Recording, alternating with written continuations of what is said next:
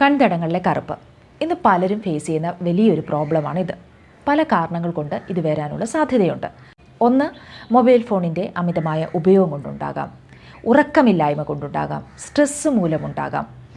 പിന്നെ അതുപോലെ തന്നെ നമ്മൾ മേക്കപ്പ് പ്രോപ്പറായിട്ട് റിമൂവ് ചെയ്തില്ല എന്നുണ്ടെങ്കിൽ ഇത് വരാനുള്ള സാധ്യതയുണ്ട്.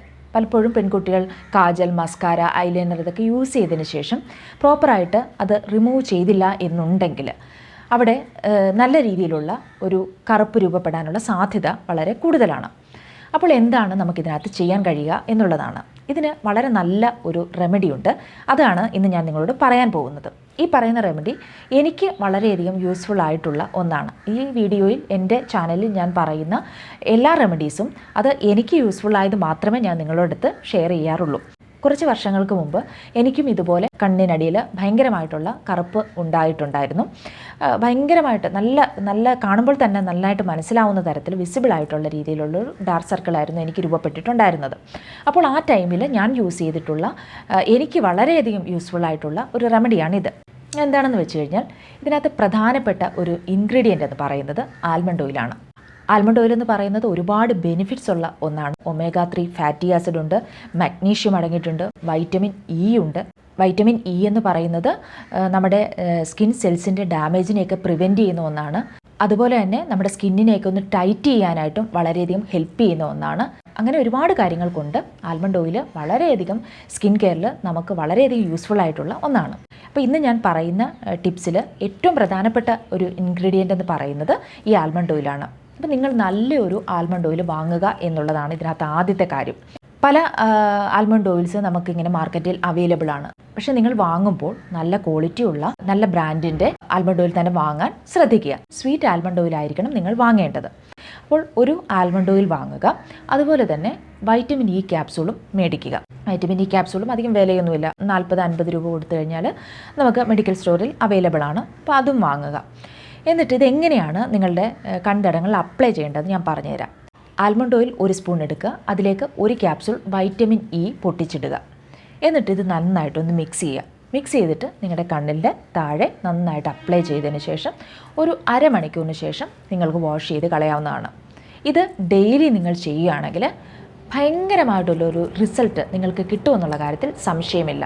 കാരണം എനിക്കത് കിട്ടിയിട്ടുള്ളത് കൊണ്ട് തന്നെയാണ് ഇത്ര ധൈര്യത്തോടു കൂടെ ഞാൻ നിങ്ങളുടെ അടുത്ത് ഇത് പറയുന്നത്. മറ്റൊരു റെമഡി എന്ന് പറയുന്നത് ആൽമണ്ട് ഓയിൽ എടുക്കുക.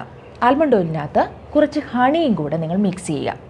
എന്നിട്ട് നന്നായിട്ട് നമ്മുടെ കണ്ണിന് താഴെ അപ്ലൈ ചെയ്തിട്ട് ഒരു ഹാഫ് ആൻ അവർ കഴിഞ്ഞിട്ട് നിങ്ങൾക്ക് വാഷ് ചെയ്ത് കളയാവുന്നതാണ്. അതല്ല എന്നുണ്ടെങ്കിൽ മറ്റൊരു റെമഡി എന്ന് പറയുന്നത് ആൽമണ്ട് ഓയിൽ അതിനോടൊപ്പം തന്നെ പൊട്ടറ്റോ ജ്യൂസ് എടുക്കുക. പൊട്ടറ്റോ ജ്യൂസും കൂടെ അതിൻ്റെ കൂടെ മിക്സ് ചെയ്തിട്ട് ആൽമണ്ട് ഓയിൽ 1 സ്പൂൺ എടുക്കണം. അതിൻ്റെ കൂടെ കുറച്ച് പൊട്ടറ്റോ ജ്യൂസും കൂടെ മിക്സ് ചെയ്തതിന് ശേഷം നിങ്ങളുടെ കണ്ണിന് താഴെ അപ്ലൈ ചെയ്യുക. ഒരു അരമണിക്കൂറിന് ശേഷം വാഷ് ചെയ്ത് കളയുക. ഞാൻ ഈ പറഞ്ഞ 3 ടിപ്സിനകത്തും മെയിനായിട്ടുള്ള ഒരു കാര്യമെന്ന് പറയുന്നത് ആൽമണ്ട് ഓയിലാണ്. ഇപ്പം നമ്മുടെ കൺതടങ്ങളിലുണ്ടാകുന്ന ഇത്തരം കരിവാളിപ്പ്, ഇത്തരം പ്രശ്നങ്ങൾക്ക് ഏറ്റവും നല്ലൊരു ഇൻഗ്രീഡിയൻറ്റ് തന്നെയാണ് ആൽമണ്ട് ഓയിൽ. നിങ്ങളത് യൂസ് ചെയ്യുവാണെങ്കിൽ വളരെ നല്ലൊരു റിസൾട്ട് ഉണ്ടാകും.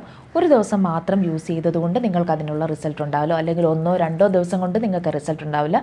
ഒരാഴ്ച നിങ്ങളത് യൂസ് ചെയ്യുവാണെങ്കിൽ നല്ല മാറ്റം ഉണ്ടാകും.